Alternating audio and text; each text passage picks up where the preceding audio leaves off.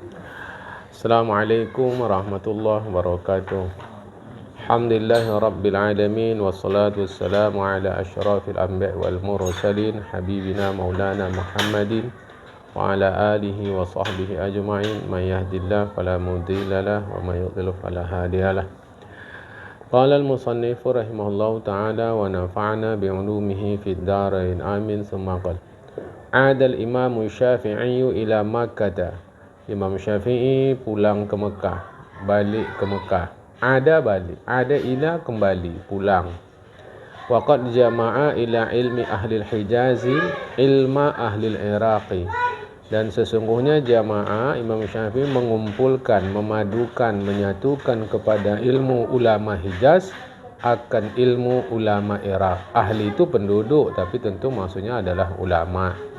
Jadi Imam Syafi'i menggabungkan pada diri beliau ilmu ulama Hijaz dan ilmu ulama Iraq. Hijaz itu kalau cara negara sekarang adalah Arab Saudi. Negara sekarang itu Arab Saudi. Fattakhadha lahu fil Masjidil Harami halaqatan litadrisi. Maka mengambillah maka Imam Syafi'i tak cocok dibuat mengambil. Fattakhadha membuat halaqah fil lahu untuk dia. Bukan salah. Fattukhiza lahu fil Masjidil Harami halaqatun litadrisi. Fattukhiza lahu fil Masjidil Harami halaqatun litadrisi. Kemudian dibuatlah untuk beliau di Masjidil Haram halaqah pengajian, litadris pengajian, pelajaran. Halaqah arti semula lingkaran. Kalau cara kita majlis.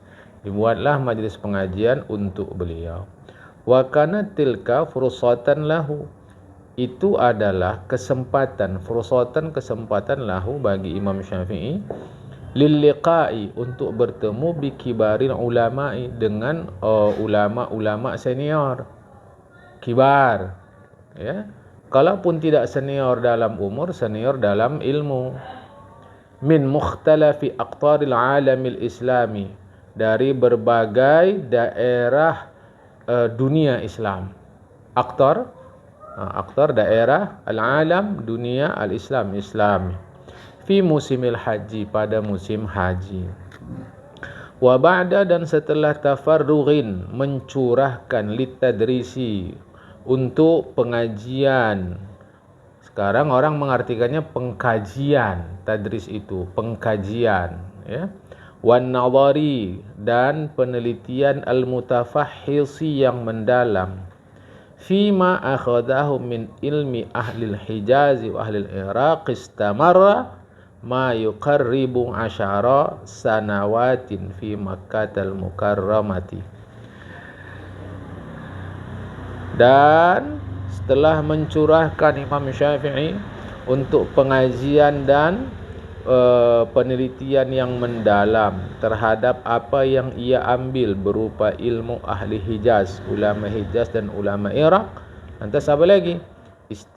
Istamarra, kemudian beliau melanjutkan, meneruskan ma yuqaribu, tahun-tahun yang mendekati asyara sanawatin, 10 tahun fi Makkahal Mukarramah, di kota Makkah Al-Mukarramah. Jadi waktu balik ke Mekah itu ada lebih kurang 10 tahun di Mekah.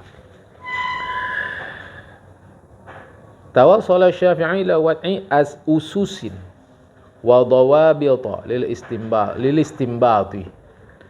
Sampailah Imam Syafi'i selama 10 tahun di Mekah itu ila wad'i, meletakkan ususin, dasar-dasar, wa dawabita, standar-standar, ukuran-ukuran, lil istimbati, untuk mengistimbat hukum daripada Al-Quran dan Sunnah. Tahaddada, beliau pun membuat batasan. Kaifiyat at-ta'amuli, kaifiyah, cara at-ta'amuli, berinteraksi, ma'a nususil Qur'ani was sunnati nabawiyyati syarifati wal ijtihadi birra'yi.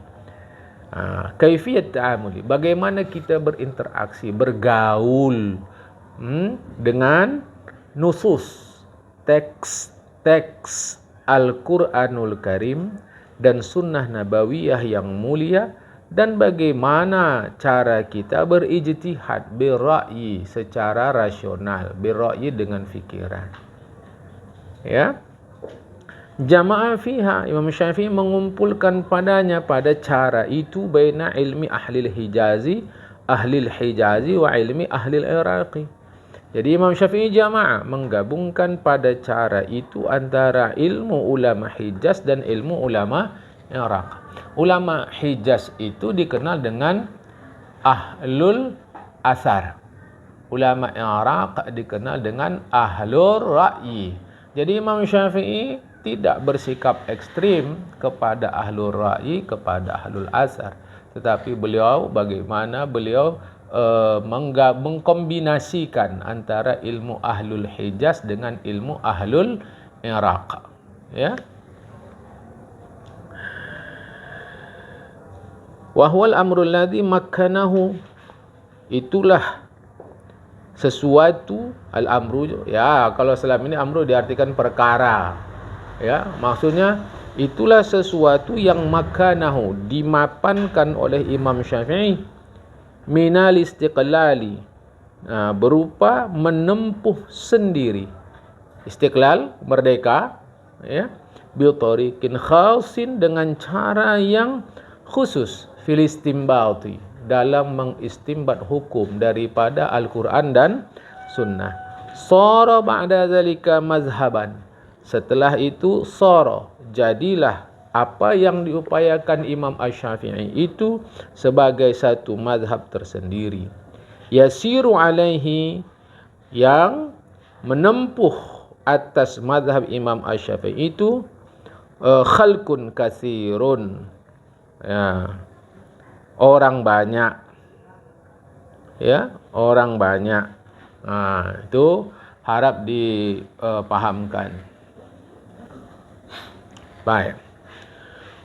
Wa yabdu annahu ba'da an nadijat afkarul Imam Syafi'i, nyatalah annahu, bahwasanya ba'da, setelah an nadijat, matang, afkarul Imam Syafi'i, pemikiran-pemikiran Imam Syafi'i, wastaqarrat ma'alimu manhajihil jadidi, dan kokoh sudah tonggak-tonggak metodenya yang baru itu, yaitu kombinasi ahlul Hijaz dan ahlul Iraq.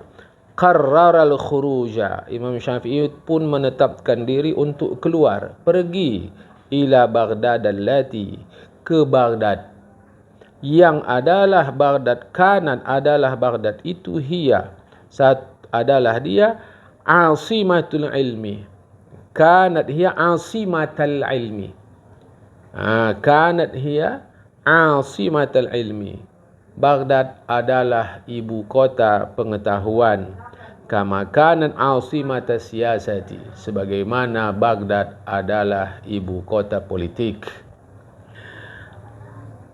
Haitsu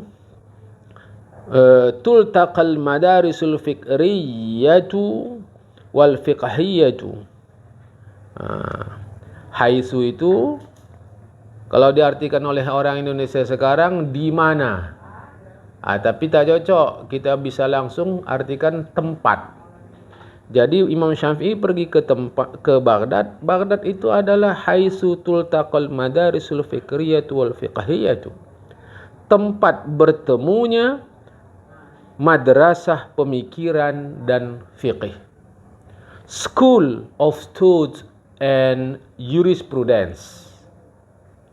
Jadi kalau disebut madrasah bukan maksudnya sekolah, tapi semacam mazhab, ya, mazhab pemikiran dan mazhab fiqh.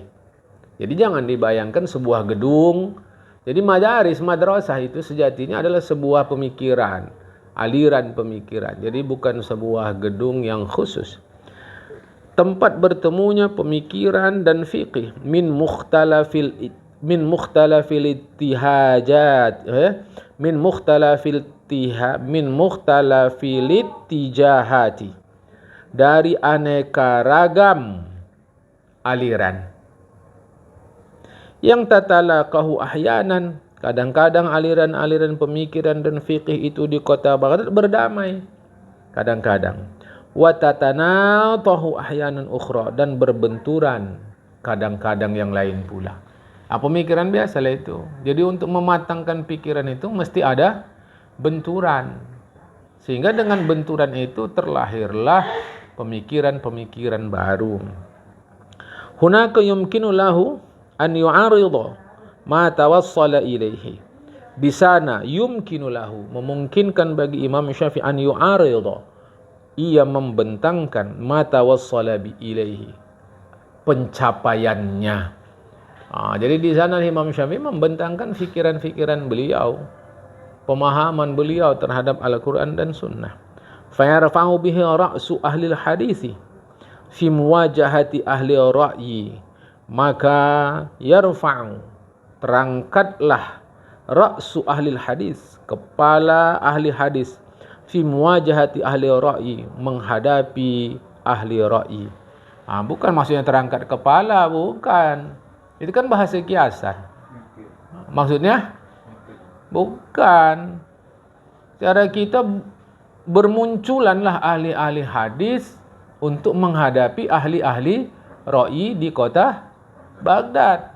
Jadi mengangkat kepala begini, bukan. Ya. Wa yufattahu azhanuhum. Bukan, salah. Wa yufattihu azhanahum. Imam Syafi'i membuka cakrawala fikiran mereka. Wa yuwassi'u ufuqahum, dan meluaskan wawasan mereka al-fikriyah, berupa yang bersifat pemikiran. Litat'imil athari sahih, untuk mematangkan asar yang sahih. Tat'im, ta'ama, makan. Maksudnya untuk memahami, mematangkan pemahaman terhadap asar Nabi yang sahih. Birra'is sadidil mundabiti, dengan menggunakan pemikiran yang benar lagi serius. Jadi hadis Nabi bukan dibiarkan begitu saja, direnungkan betul-betul apa isinya. Hadis, ingat, hadis itu bahan mentah. Hadis bahan mentah. Ini hadisnya. Hadis bukan hukum, hadis bukan ilmu. Bukan. Dia apa saja yang disandarkan kepada Rasulullah Muhammad SAW. Dia adalah informasi yang melimpah ruah. Baru menjadi informasi, baru menjadi ilmu apabila informasi itu dikoneksikan. Jadi koneksivitas informasi itulah ilmu. Maka informasi yang padu padat di dalam hadis Rasulullah itu dikoneksikan, dihubung-hubungkan, barulah jadi ilmu. Begitulah Imam Syafi'i meluaskan cakrawala pemikiran ahlul asar, ahlul asar. Jadi tak boleh pikiran melulu. Makanya kita berkeyakinan pikiran itu alat untuk fahami, alat untuk memahami, bukan standar ukuran kebenaran. Maka Al-Quran, hadis ini dipikirkan dia. Imam Syafi'i menjadi luas cakrawala itu. Wa fil muqabil, dan pada pihak lain, muqabil itu sandingan dari pihak ahlul ini pula, ahlul hadis. Yubassiru ahla ra'i, Imam Syafi'i membuka pula ahli ra'i, jadi tafsir, menjadi melihat bima qad yaku fihi ba'duhum min ghuluwin fi ra'i wa ightirarin bihi.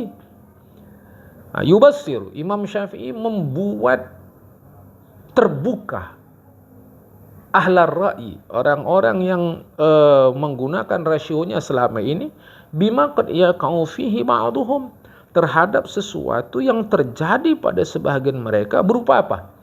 Min ghuluwin fi ra'i, berupa melampau dalam menggunakan fikiran, wa ightirarin bihi, dan tertipu oleh fikiran.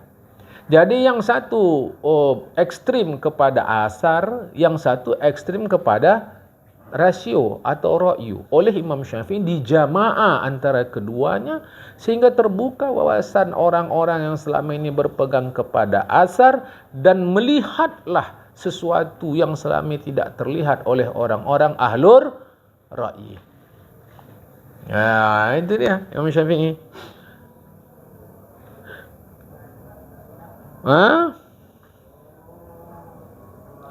Wa yukashifu lahum. Imam Syafi'i membukakan kepada mereka ahli-ahli ra'yi itu anis sunani, terhadap sunnah Rasulullah, wal asar, dan asar allati yang tuhazzibu tilkal ara asyazzata, yang asar dan sunnah itu tuhazzibu, mendidik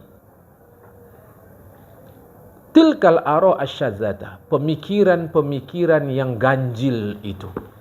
Jadi oleh Imam Syafi'i diarahkan, dijelaskan sunnah Rasulullah begini, asar Rasulullah begini. Dengan sunnah dan asar itu, maka fikiran mereka yang selama ini syazah. Kalau syazah itu bahasa kita sini mentiko. Fikiran-fikiran mereka yang ekstrim, yang ganjil, yang aneh, yang mentiko. Itu hazib. Dididik, dibersihkan. Dididik, dibersihkan, diarahkan. Itu artinya itu hazib. Banyak arti itu hazib tu. Ya. Mendidik bisa mengarahkan, membersihkan bisa, menyaring, memfilter juga bisa. Dengan itu tersaringlah fikiran yang selama ini dipandang benar ternyata keliru. Yang dipandang terang ternyata redup. Begitu kira-kira. Wa yubayyinu lahum, dan Imam Syafi'i menjelaskan kepada mereka maslakal wasati wal i'tidal. Maslak, jalan moderat. Wasat, i'tidal sama. Maslakal wasati wal i'tidali, jalan moderat. Ya. Bainal asari wa ra'i, antara asar dan ra'i. Makanya ada yang mengatakan mazhab Syafi'i itu mazhab eklektik. Eklektik itu artinya mengambil sedikit-sedikit dari asar, sedikit-sedikit dari ra'i. Ada yang bilang begitu. Padahal Imam Syafi'i bukan eklektik, bukan mengambil sedikit-sedikit, tetapi justru menggabungkan. Menggabungkan asar menjadi pedoman. Akal dieksplorasi secara optimal untuk memahami asar. Waqad ruwiya, diriwayatkan, annal imama Muhammad bin al-Hasani, bahwa Imam Muhammad bin Hasan mengatakan, intakallama ashabul hadis yawman ma fabilisani Syafi'i. Jika sekali waktu ashabul hadis takallama, mereka melakukan perbincangan yauman ma, pada satu hari, fabilisani Syafi'i, maka mereka menggunakan lidah Imam Syafi'i. Tentu maksud lidah di sini bukanlah lidah, tapi fikiran Imam Syafi'i. Sampai nanti Imam Syafi'i mendapat gelar Nasirus Sunnah. Wa qala Az-Za'farani, Imam Za'farani mengatakan, kana ashabul hadisi ruqudan, orang-orang ahli hadis itu rukud, tidur. Fa aiqadhahum Syafi'i, Imam Syafi'i yang membangunkan mereka. Fatayaqqadu, mereka pun terbangun. Hati-hati. Dia hafal nih Kutubus Sittah, hafal saja. Tidak kita salahkan hafal. Tapi siapa yang memahami kandungan dalam hadis itu? Itulah ahli fikih, bukan ahli hadis. Makanya ahli-ahli hadis itu, sama ada Amirul Mukminin dalam hadis, itu mereka mesti bermazhab fikih. Tak ada Imam Bukhari mazhab Bukhari, enggak ada. Dia tetap mazhabnya Asy-Syafi'i. Beliau tetap mazhab Syafi'i. Karena mereka ahli dalam hadis tapi tidak ahli dalam istinbat hukum. Kita sekarang ni hendaknya berkaca, bercermin kepada orang-orang alim itu. Wa qala al-Imam Ahmad, kata Imam Ahmad, laula Syafi'i ma'arafna fiqh al-hadis. Tengok tu. Kalaulah tak ada Imam Syafi'i, kami tak tahu fikih yang ada di dalam hadis. Imam Ahmad bilang begitu dah. Kan? Yang dipahamkan Imam Ahmad itu seorang yang ahli hadis. Kan tanggung tu. Walau beliau juga murid Imam Asy-Syafi'i. Wa qala Hilal bin al-Ala'i, Syekh Hilal bin Ala mengatakan rahimallahu Syafi'iyya, Imam Syafi'i dikasihi oleh Allah. Walladhi fatali ashabil hadisil aqfala, dialah yang membuka bagi ahli-ahli hadis itu aqfala, gembok. Coba dulu. Wa nadharan li dawrihi al-'azimi fi ad-difa'ani sunnati wa nusrati ashabil hadis luqiba hina qadima al-Iraq binasiril hadisi. Wa nadharan, mempertimbangkan, satu perhatian. Wa nadharan, meninjau. Nadharan itu karena memperhatikan, karena meninjau terhadap daur peranan Imam Syafi'i al-Azim yang agung hebat itu fit difa'an. Itu satu rangkaian, membela sunnah dan menolong ulama-ulama ahli hadis. Luqiba, digelarlah Imam Syafi'i hina ketika qadimal Iraq, ketika beliau tiba atau sampai atau datang ke Iraq. Qadima, datang ke Iraq, digelar bi nasiril hadis. Nasiril hadis. Nanti ada pula sebut beliau nasirus sunnah. Itu tak sembarangan tu. Beda dari kita sekarang, begitu mudah mendapat gelar. Sama ada, kita tak tunjuk negara luar lah, kita tunjuk negara kita lah. Ya, mudah sekali kita mendapat gelar, sama ada gelar akademik atau gelar sosial. Mudah kali sekarang. Kalau ulama sudah digelar nasirul hadis, memang betul-betul dia paham hadis. Jadi ada degradasi gelar, penurunan kualitas gelar. Ada penurunan, ya. Kana qudumu Syafi'i ila Baghdad sanata 95 wa 100 Hijriyatan. Adalah kedatangan Imam Syafi'i ke kota Baghdad tahun 195. Wala bisa fiha sanataini. Beliau menetap di situ selama 2 tahun. Summa raja ila Makkah. Kemudian beliau kembali ke Makkah li bid'ati ashhurin, untuk beberapa bulan. Untuk beberapa bulan. Baik, ya. Wa'ada ila Baghdad marratan salisatan. Kembali beliau ke kota Baghdad kali yang ketiga. Sanata samaniyatin wa tis'ina wa mi'ah. Tahun 198 Hijriyah. Walakinnahu, tetapi lam yatib lahul maqamu fiha. Tak beruntung posisinya saat itu di kota Baghdad. Lam yatib kan tidak baik. Kita terjemahkanlah tak beruntung. Fi hadhil marrati, pada kali ini. Tak seberuntung masa-masa sebelumnya. Falabisa fiha bid'ata ashhurin faqat. Beliau tinggal pada kali ketiga tiba di Baghdad ini hanya beberapa bulan. Summa azama ala safar ila Misra. Kemudian beliau pun bertekad melakukan perjalanan ke Mesir. Haitsu da'ahu waliha. Sebab diminta oleh waliha, penguasa Mesir. Alladzi kana Quraisyan Hashimiyan. Penguasa Mesir itu ternyata satu suku dengan Imam Syafi'i, yaitu Quraisy Bani Hashim.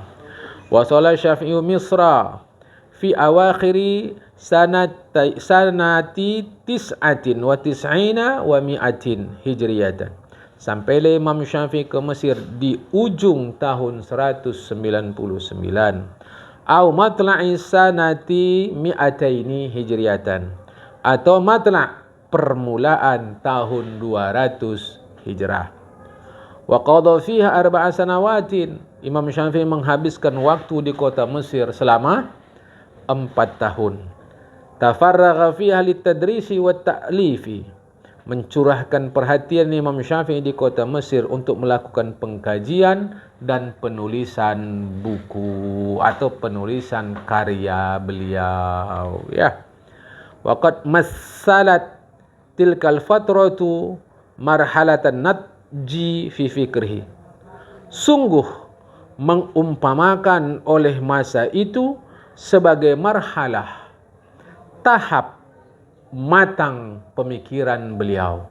Jadi marhalah, tahap matang pemikiran beliau itu ketika beliau tinggal di Mesir. Itu namanya episode matang fikiran. Ya. Fa'ada an-nadhara fi ma kana qad katabu fi marahil as-sabiqati. Fa'ada, Imam Syafi'i melakukan pengulangan an-nadhara, tinjauan, penelitian fi ma kana qad katabahu, terhadap karya tulis beliau yang pernah beliau tulis fil marahil as-sabiqati, pada episode-episode sebelumnya, pada perjalanan sebelumnya, pada marhalah sebelumnya. Fasabbata ba'dahu, apa yang telah beliau tulis dulu beliau teliti lagi sekarang.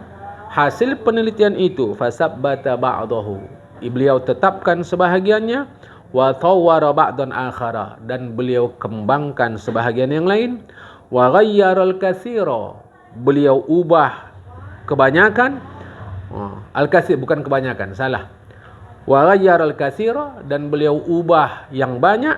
Wa adhafa ilman jadidan, dan beliau tambah pengetahuan yang baru.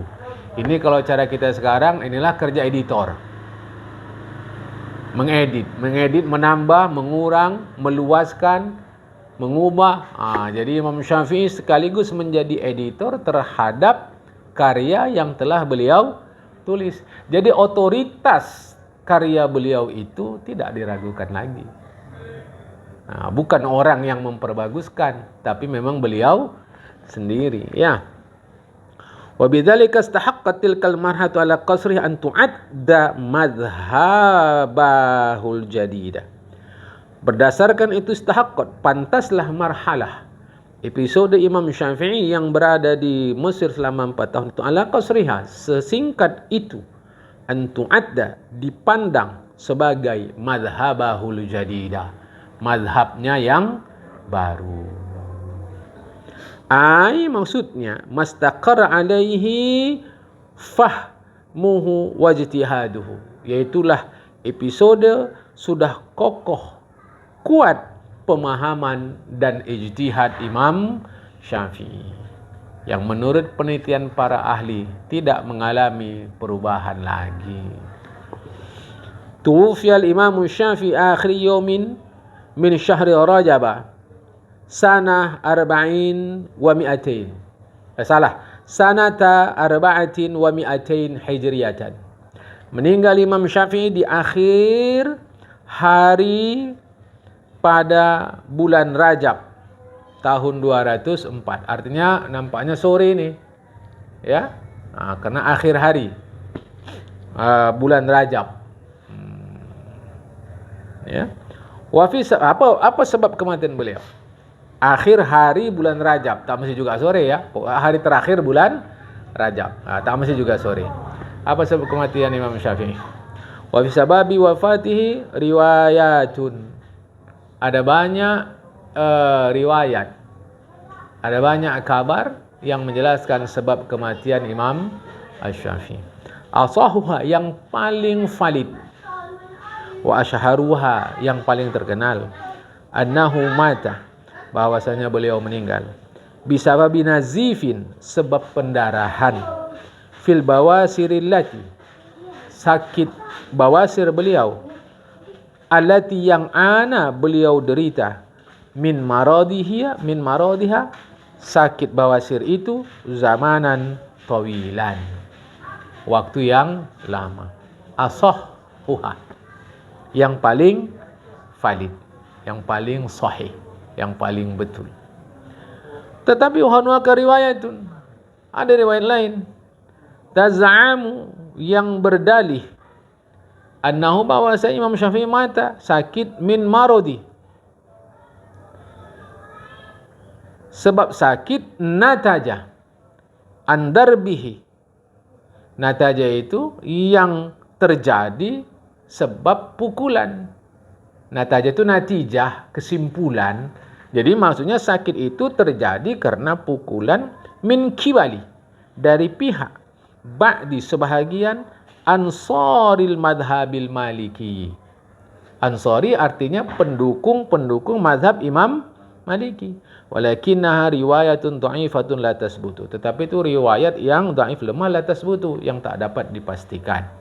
Meskipun tak dapat dipastikan, kabar itu ada. Ini yang menyedihkan. Lucu, ini sama dengan kalau kita nonton bola, galaan mana? Fansnya atau pemainnya? Fansnya. Pemainnya biasa saja, walau dia panas di lapangan, mereka biasa itu hal yang, tapi fansnya bisa macam-macam.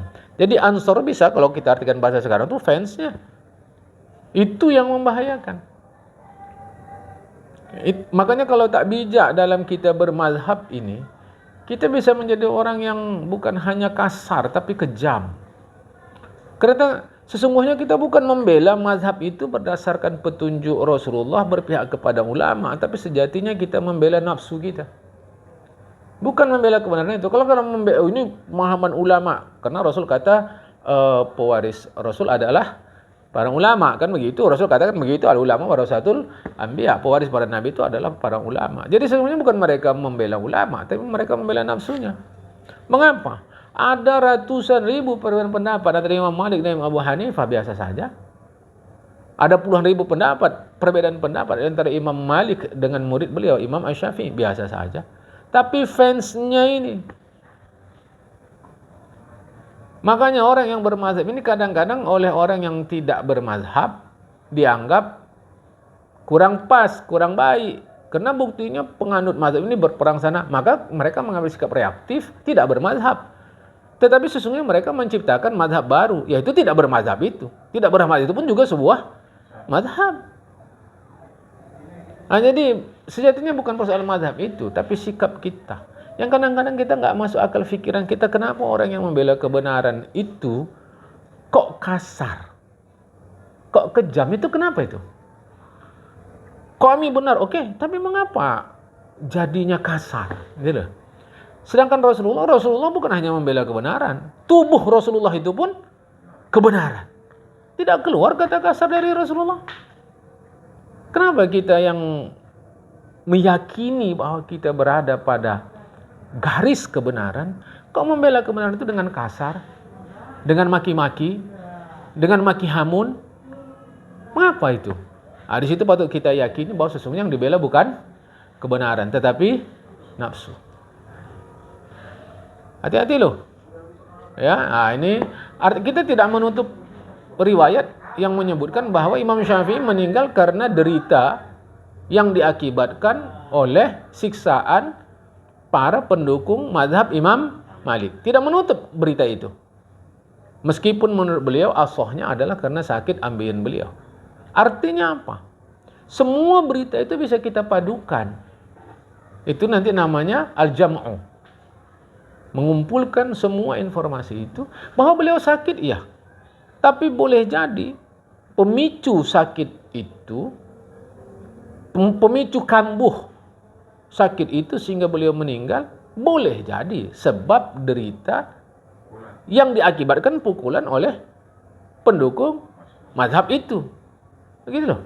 Jadi kita tidak mengambil sikap ekstrim, ini yang salah, tidak. Kita belajar untuk melihat. Boleh jadi itu semua kita padukan.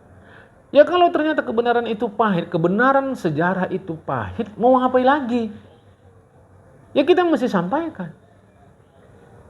Itulah kedewasaan kita untuk menerima sejarah kita sebagai umat Islam.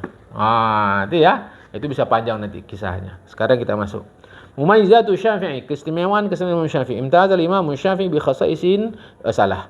Imtazal Imam Syafi'i bi khasaisah.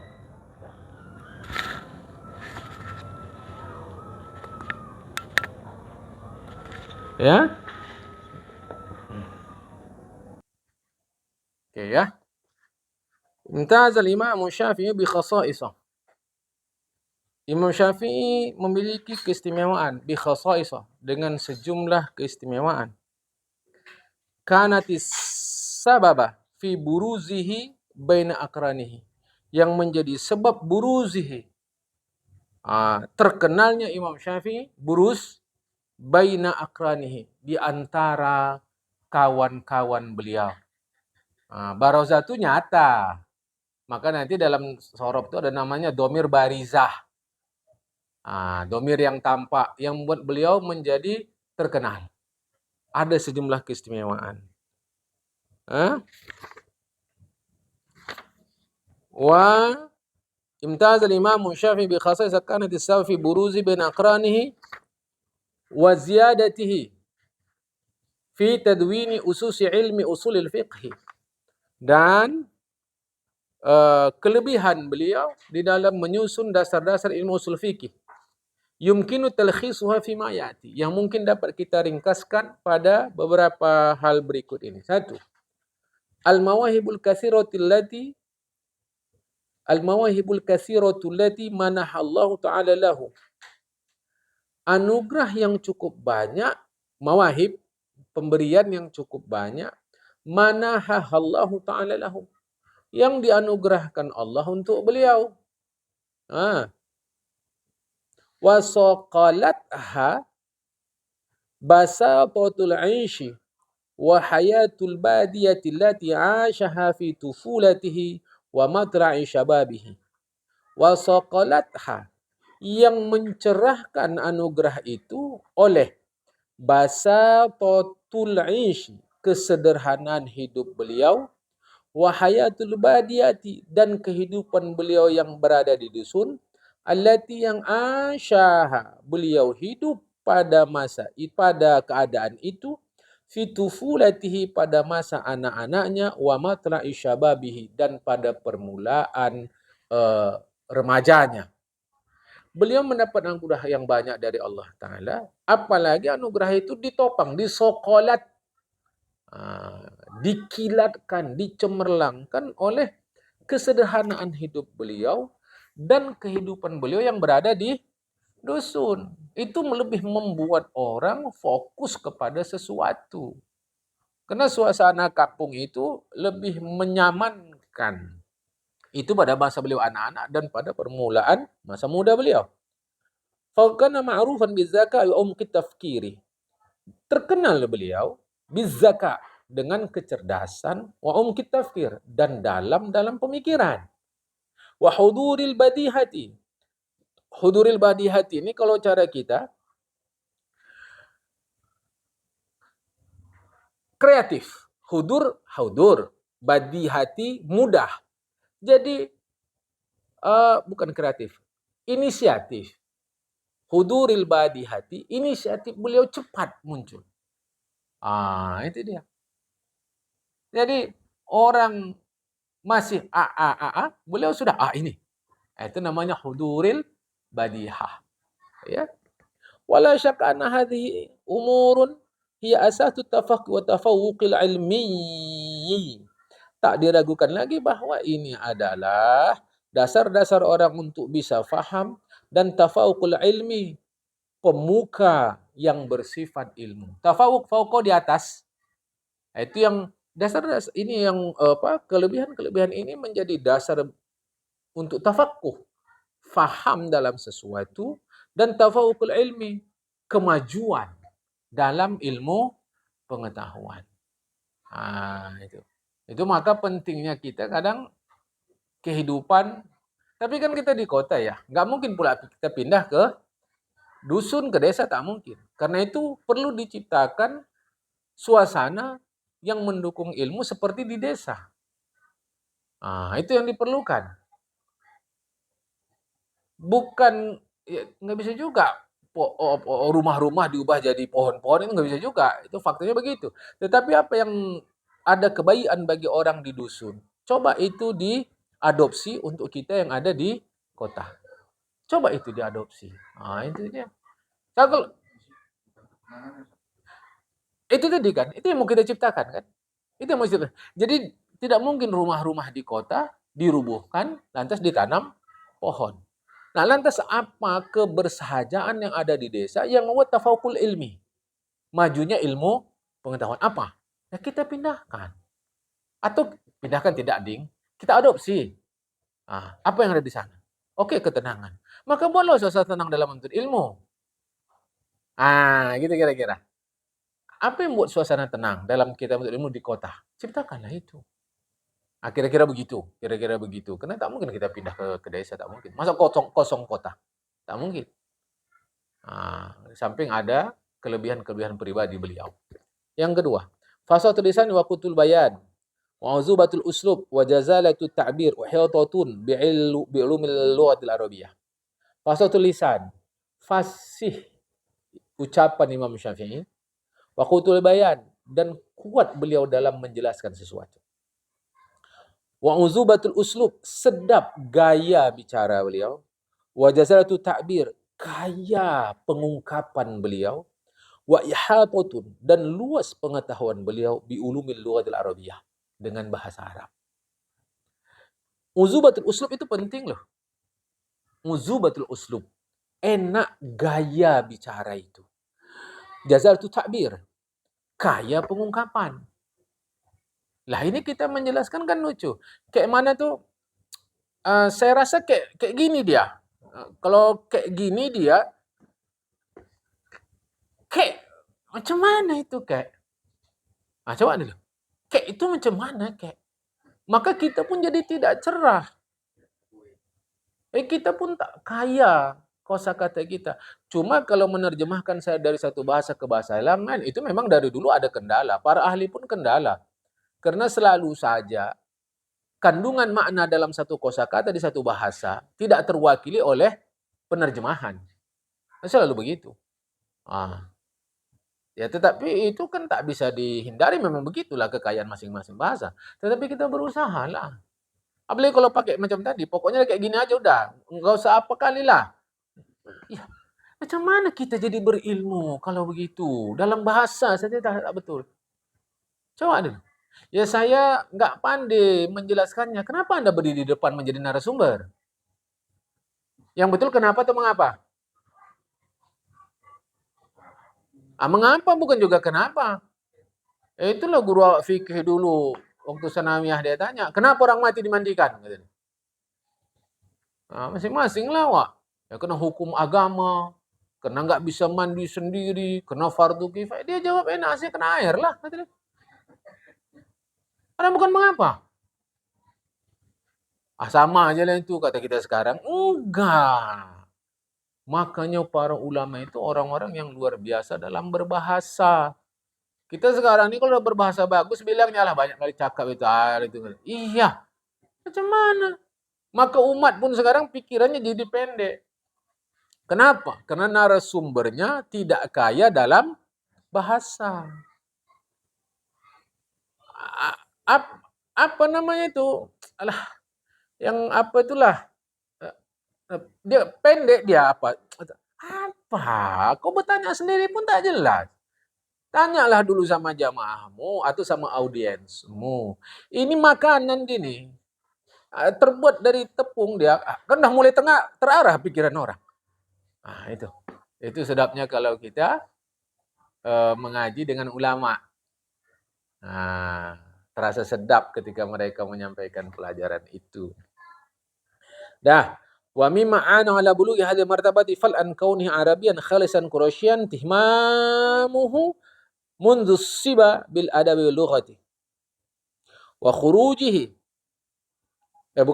وخروجه في سبيل ذاك البادية ومما di antara aanahum yang membantu Imam Syafi'i ala bulughi sampai hadil martabati peringkat ini fadlan lebih dari an kaunihi dari keadaan beliau sebagai orang Arab khalisan murni Arab Quraisyan Quraisy artinya lebih dari sekedar beliau sebagai orang Arab atau lebih dari bukan sekedar lah ya lebih dari beliau sebagai orang Arab yang berdarah murni Arab orang Quraisy maka ada hal lain faktor lain yang mendukung beliau untuk sampai kepada martabat ini berupa apa?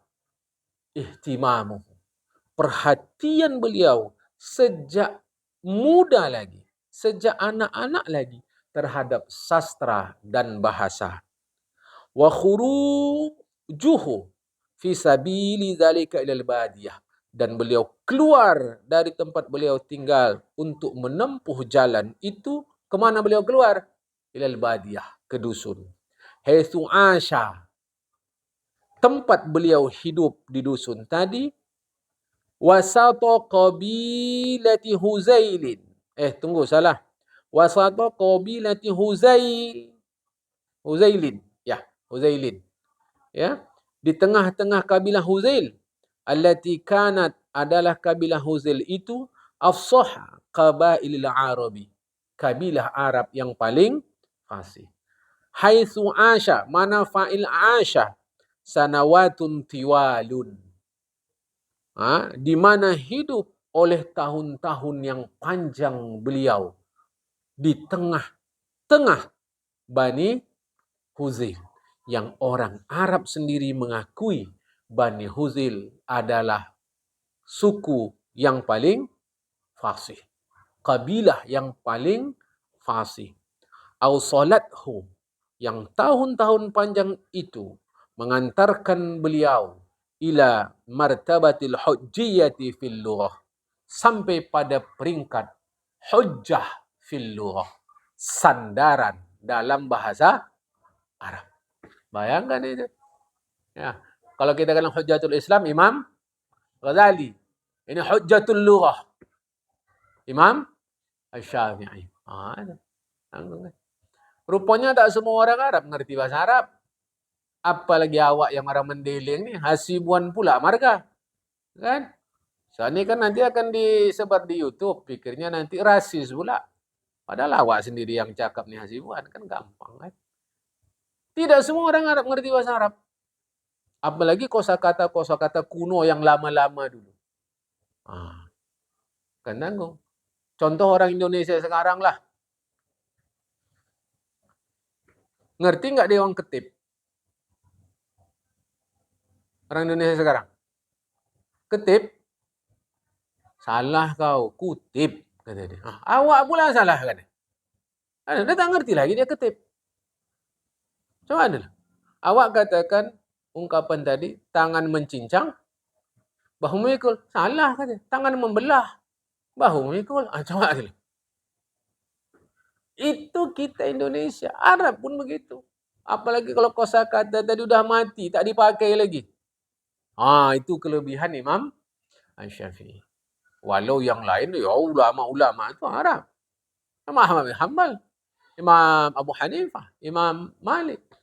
Tapi karena beliau bergaul dengan Bani Huzail, itu lebih beliau dari yang lain. Contoh kalau di Indonesia ni, saya pribadi, saya tak tahu kita. Banyak yang sudah menerjemahkan kitab Ihya Ulumuddin itu. Banyak kali. Tapi terjemahan Tengku Ismail Yaqub, bagi saya pribadi kok enak kali. Macam cerita dia dengan kita. Jadi kalau kita baca terjemahan Tengku Ismail Yaqub, ya itu macam cerita beliau dengan kita. Bahasa tu enak. Tafsir. Tengku Hasbi As-Siddiqi juga tulis tafsir.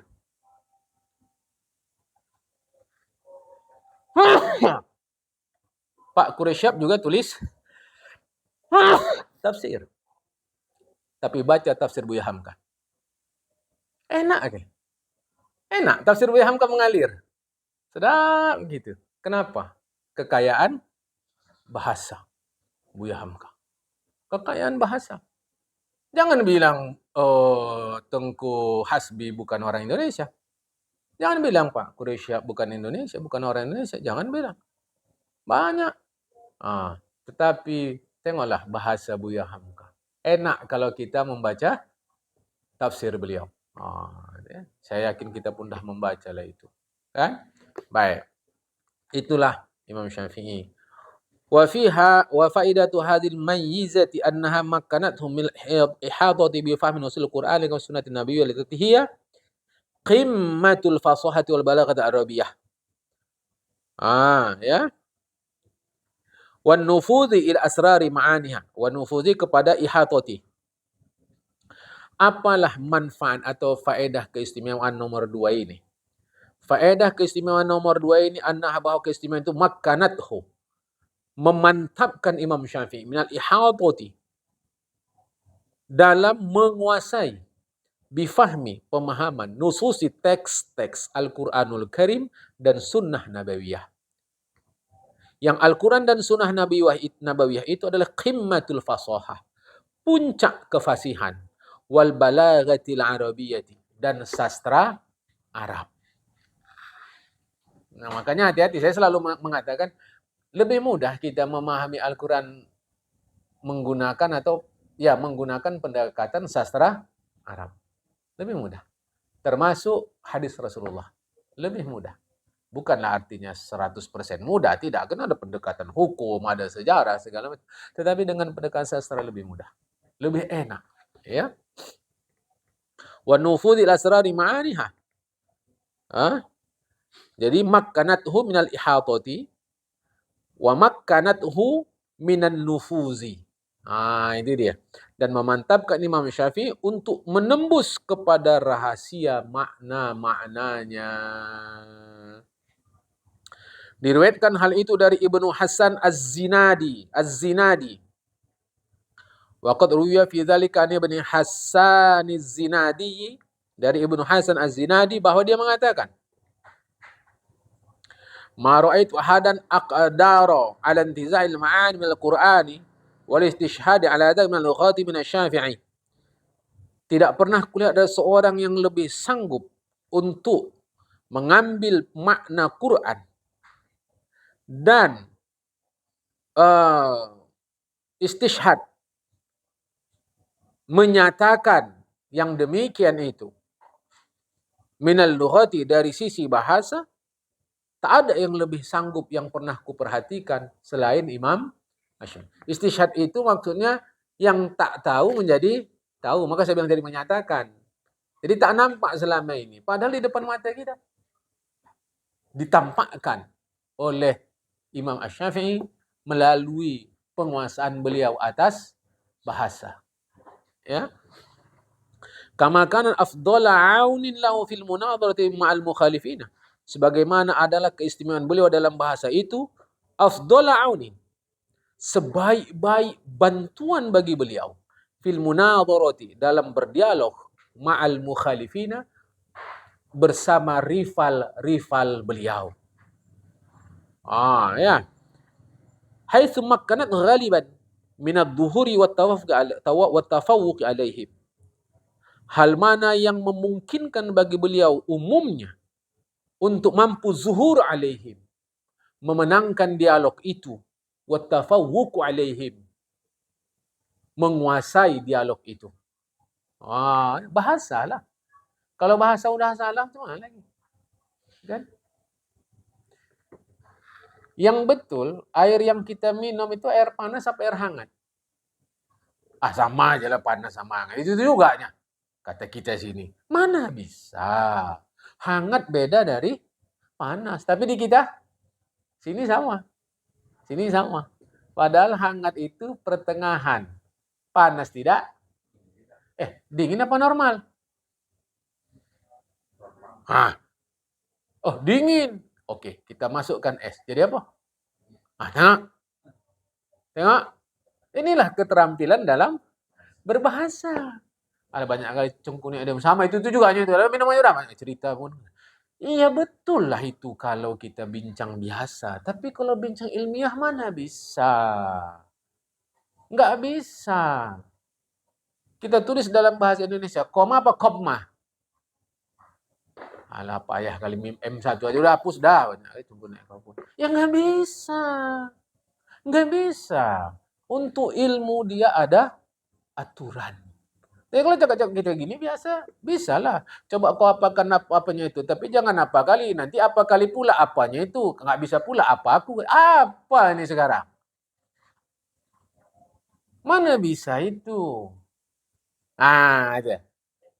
Padahal dulu ya, Buya Hamka itu berfatwa itu. Kalau sebelum merantau ke Jawa, merantau dululah ke Medan. Jangan ke Jawa dulu, ke Medan dulu. Baru ke Jawa. So apa? Medan ini maju ilmunya. Bahasanya luar biasa, persnya luar biasa.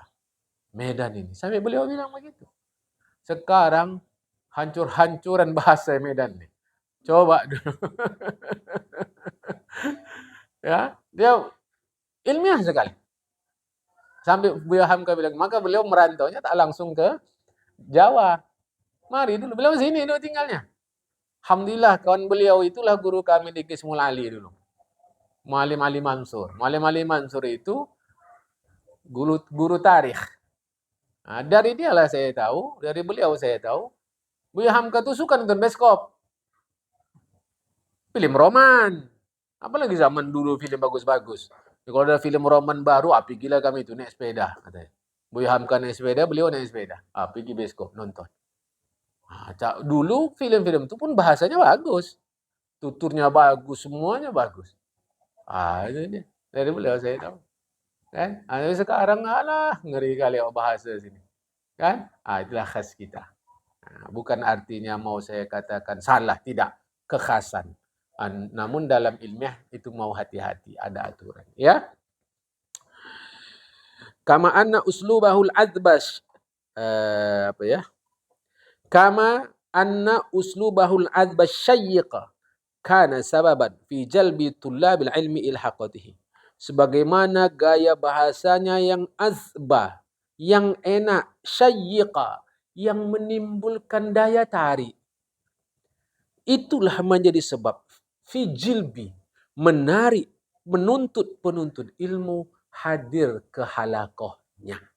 Inilah yang buat saya yakin. Gula kita taruh di tengah hutan, datang enggak semut? Itu dia.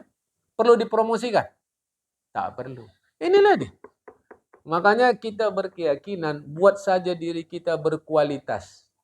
Tuhan akan giring orang untuk datang ke kita tanpa kita promosikan. Sependek yang kita tahu. Ini sependek yang kita tahu. Saya mau sebut saja. Pesantren Gontor itu pernah iklan. Coba dulu. Pernah ada iklan. Menerima santri tahun ini gini. Hanya tersedia sekian kursi saja. Pernah? Tak pernah. Datang orang? Datang. Itu pesantren Gontor itu udah sampai kita ke Madiun, pergi lagi Ponorogo. Sampai Ponorogo, awak pikir sampai pesantrennya. Tidak, nun dia di dalam sana. Cara saya dulu, 94 saya ke sana, seingat saya, itu dari tepi jalan naik Sadu lagi ke dalam. Entahlah sekarang, awak tak tahu. Kalau Gontor Putri itu ada di Madiun. Sebelah kiri kalau kita dari mau ke sana. Adalah. Bahkan dunia pun datang ke sana. Ini saya mau sebutkan. Bukan persoalan metode pendidikan, itu nanti dulu. Bukan itu. Tapi saya mau menjelaskan.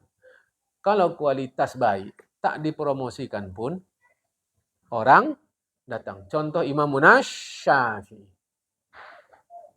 Tuhan tak akan sia-siakan barang bagus. Itulah syayyiq, menimbulkan syayyiq itu syok, rindu. Jadi saya artikan, apa tadi? Daya tarik. Jadi enggak datang pun orang harus datang. Persis seperti kita punya apa tuh? Magnet. Macam mana pun besi, ikut dia. Gitulah. Kan? Fakana yashuddu man yahduru halaqatahu syaddan. Adalah menarik orang yang hadir akan halaqahnya syaddan. Kalau kita artikan, sangat menarik. Wa yastamta'un nasu bihuduri majalisi. Dan orang-orang yastamta'u, merasa enak menghadiri majelisnya. Ini. Buat aja berkualitas. Datang dengan sendirinya. Bukan dengan tulis-tulis. Profesor, doktor, MA, itu tidak kita nafikan. Itu kan gelar-gelar akademis yang kita peroleh dengan usaha kita. Tapi bukan itu. Kualitas. Buat aja diri berkualitas. Ambil gelas. Isi air. Sepenuhnya. Terus isi. Melimpah enggak? Nah itulah dia.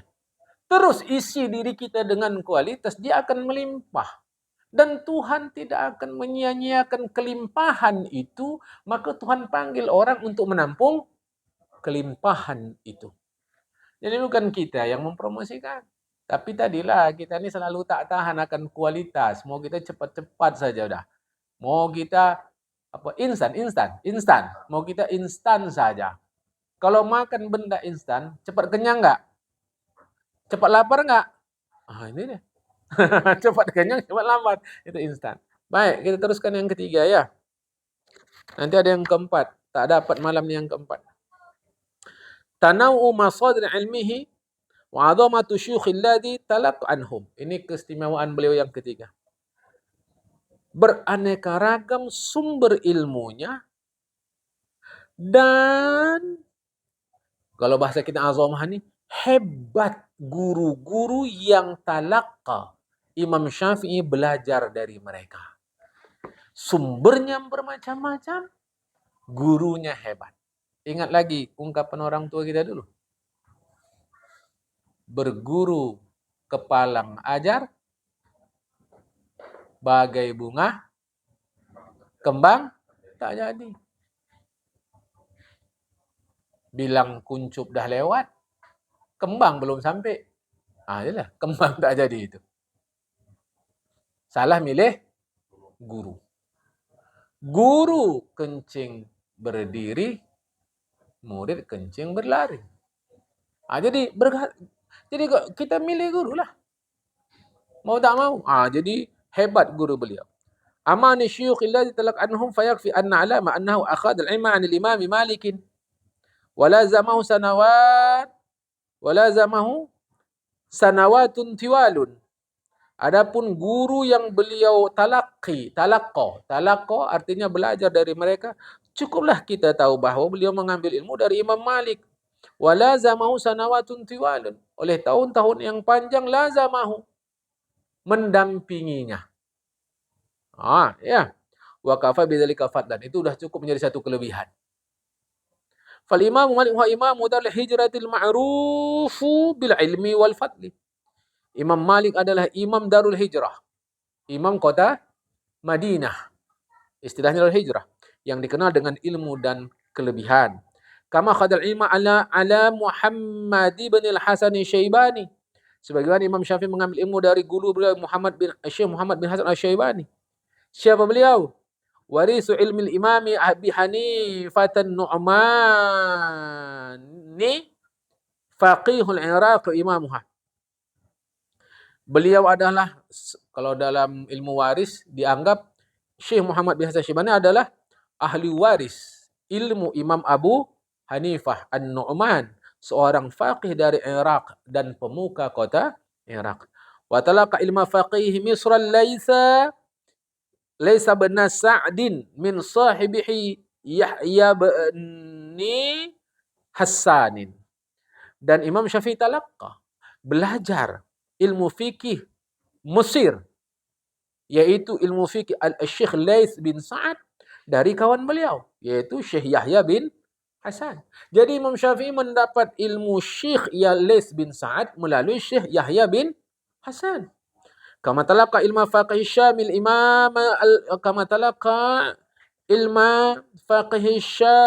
Imam al-Auza'i min tariqi sahibihi Umar bin Abi Salamah. Sebagaimana Imam Syafi'i talaqqa, mempelajari ilmu fiqih dari sebagaimana Imam Syafi'i mempelajari ilmu dari faqih negeri Syam, yaitu Imam Auza'i. Melalui siapa? Melalui kawan Imam Auza'i, Umar bin Abi Salamah. Jadi jalur Imam Syafi'i kepada Imam Auza'i melalui Imam Umar bin Abi Salamah. Hadza fadlan an syuyukhin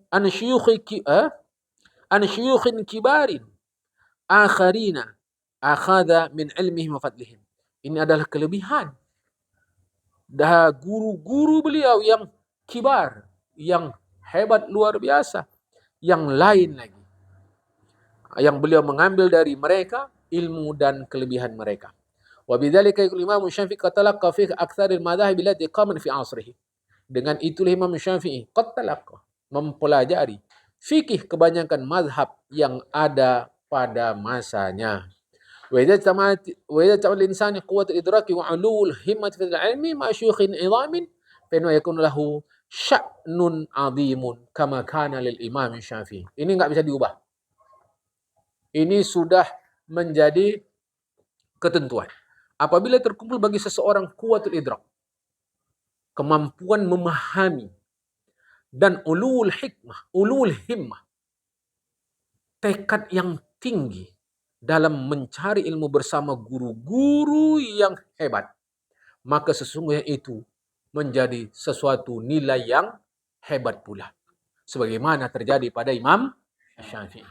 Makanya kadang-kadang kita belajar ini menjadi tak semangat. Kenapa? Kata guru, kitabnya aja pun awak paham dah bagus itu dah. Nah, tengok nih. Udah paham, udah tamat kita kitab nih. Ulang lagi. Kesudahan si murid pun dia tidak getol dalam menuntut ilmu. Itu berbahayanya dari guru. Itu aja kitab. Bukan kita kata kitab itu salah, tak ada isi ilmu. Bukan. Tambahlah kitab yang lain. Ini ada pemahaman. Banyak-banyak kali awak baca pun nanti sesatnya. Wah, payah. Tengok. Bahkan tak jarang kita dalam pengajian kadang dibaca 1-2 baris, raunnya kemana-mana. Padahal kitab itu 500 halaman. Ngaji seminggu sekali. Sekali jumpa berapa lama? Sampai 1 jam. Lebih. Yang umum lah. Katalah sejam. 2 baris. Lebihnya raun. Mau kapan kitab ini tamat? Coba. Jadi penting. Ingat bukan kemasyhuran. Bukan kemasyhuran. Tetapi memang guru tadi memang syekhun alim. Guru yang hebat dalam sisi ilmu. Ya. Amma antan masdar ilmi akan datang. Amma antanawu'i masdar ilmi. Adapun aneka ragam sumber ilmu beliau. Itu akan datang. Malam ini sampai sini dulu. Beri catatan halaman 15 alinea pertama. Wallahul muwaffiq ila aqwamit thoriq. Assalamualaikum warahmatullahi wabarakatuh.